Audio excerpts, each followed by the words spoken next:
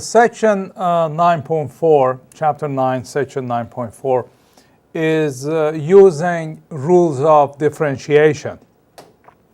So a little bit is less involved. So you have to memorize those rules of differentiation, and then solving the problems would be very quick and much painless than the previous section. Let's start with number 24 in section 9.4. Section 9.4, number 24. The instruction says, find the derivative of the function f by using the rules of differentiation. So your function is given, f of x equal h to the third plus 2x squared plus x minus 1 divided by x. Now this function is in the form of a quotient, and since in this section the rules do not talk about the quotient rules, what we have to do here is to bring the x, which is in the denominator, into the numerator. And as you recall from chapter 1, this is what you have to do. You write x to the third plus 2x squared plus x minus 1. And this x in the denominator, when it comes, it has a power of 1. When it comes to the numerator, it would be multiplied by everything with the power of minus 1. So everything has to be multiplied by h to minus 1. So f of x would be h to the minus 1 times h to the third. You add up the power. So 3 plus minus 1 would be 2. So that would be h squared plus 2x to the 1. And here, for this one, that's h to the 1 times h to the minus 1. Adding up the power would be h to the 0. And h to the 0 is 1. Anything to 0 power is 1. Oh, I didn't mean to use red here. Plus 1. And then minus 1 times h to the minus 1 would be minus h to the minus 1. Now we can use the rules of differentiation to find f prime of x. For the first term would be 2x. For the second one would be, 1 comes to the front, it would be plus 2. For the next one, the derivative of 1 is 0, so I'm not going to write that. And for the next one, it would be minus 1 times, it would be minus 1 here times minus 1 here, which would be a plus 1, which I don't write. H to the, you subtract 1 from the power, which would make it minus 2. That's it. That is the derivative of this function. Let's look at another one where you have to find the derivative and also evaluate the function. Problem number 36. It is giving you f of x to be equal to 4x to the 5/4 plus 2x to the 3/2 plus x. It's asking you to find f prime of 0 and f prime of 16. So that means first you find the f prime, which is the derivative, then evaluate it at 0 and evaluate it at 16. So first, f prime from here, f prime of x would be equal to 5/4 the power would be multiplied by the number. So 5/4 times 4 is 5. Then x, you subtract 1 from the power. 5/4 minus 1 is equal to 1/4. Next, 3/2 times 2 is 3. Subtract 1 from the power. 3/2 minus 1 is 1/2. And last, h to the 1 power, that would be, derivative of that would be plus 1. This is f prime of x. Now you want to evaluate this, as it is asking you. You want to evaluate this at 0. So you say f prime of 0 is equal to 5 times 0 to the 1/4 plus 3 times 0 to the 1/2 plus 1.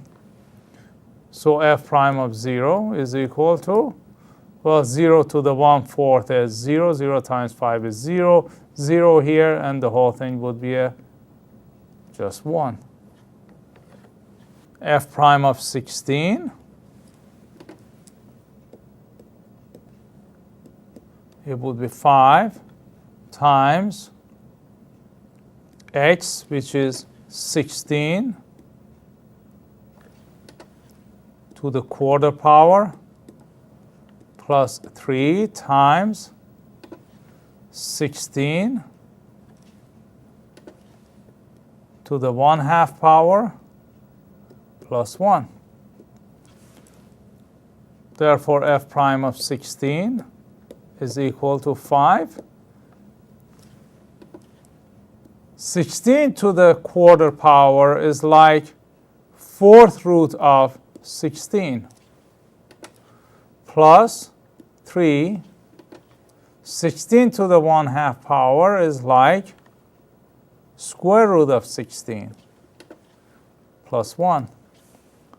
So f prime of 16, therefore, is equal to 5 times the 4th root of 16 is 2 plus 3 times square root of 16 is 4 plus 1. Therefore, f prime of 16 is equal to 10 plus 12 plus 1 equal to 23. Let's do another problem.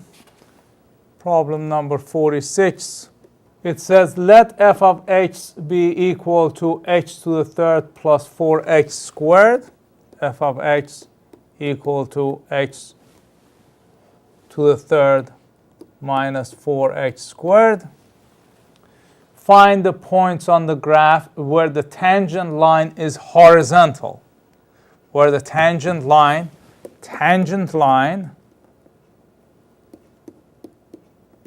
horizontal means the slope of a tangent line is 0. And as we call, the slope of the tangent line is the derivative of the function.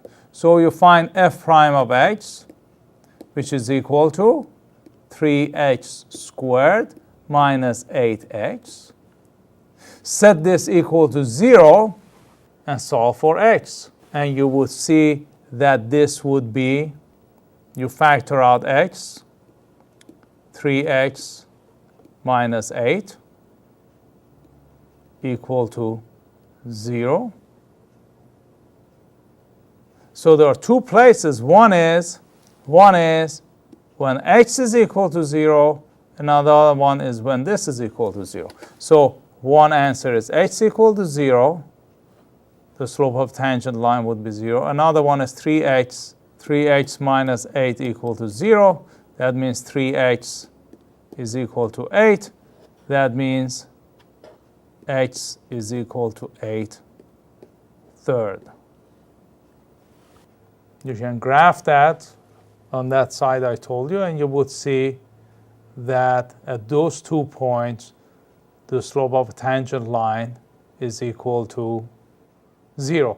That means at this point and this point, the curve is either maximized or minimized. In other words, it may look like, I'm not saying exactly, I haven't drawn it, but it may look like something like this. At this point and this point, if you have a tangent to the curve, you see, the slope of this tangent line is 0. So it might be something like this when you sketch this graph here. Let's do one more problem from this section. Problem number 54. Online buyers. As use of the internet grows, so does the number of consumers who shop online. The number of online buyers as a percent of net users is expected to be P of t, percent of net user, equal to 53 t to the 0.12 power. By the way, this is coming in as a source. It comes from Strategy Analytic. A lot of these application problems are real number. A lot of these come, when you look at the sources, you would see these are actual problems and actual equations. Where t is measured in years, with t equal to 1 corresponding to the year to the beginning of 2002. How many online buyers as a percent of net users are there expected to be at the beginning of 2007? At the beginning of 2007, when 2002 is equal to 1, remember this is defined for t greater than or equal to 1, less than or equal to 7. When 2002 is year 1, that means 2007 is year 6. So what we have to do here is to evaluate this function at t of 6. So you would get p of 6 equal to 53 times 6 to the 0.12 power.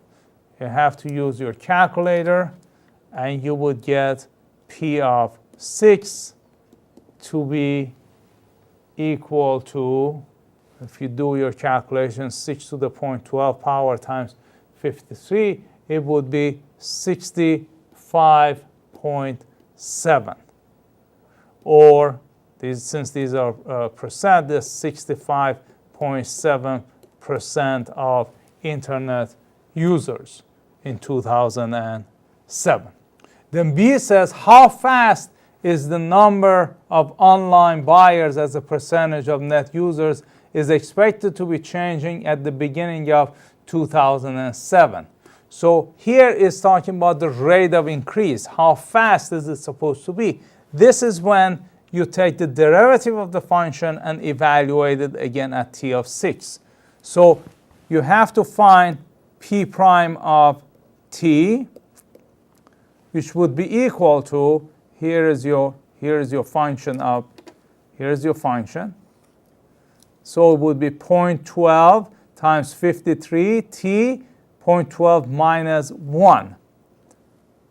So equal to, I'm going to write this, equal to 0.12 times 53 t to the 0.12 minus 1. When you do that, p of t equal to 0.12 times 53 times t to the power of minus 0.88. Now, this is p prime. If you evaluate this p prime at t of 6, that means 0.12 times 53 times t is now 6 to the power of minus 0.88. You use a calculator, and this would be equal to 1.3 approximately, which means 1.3% the rate of change, annual rate of change, 1.3%.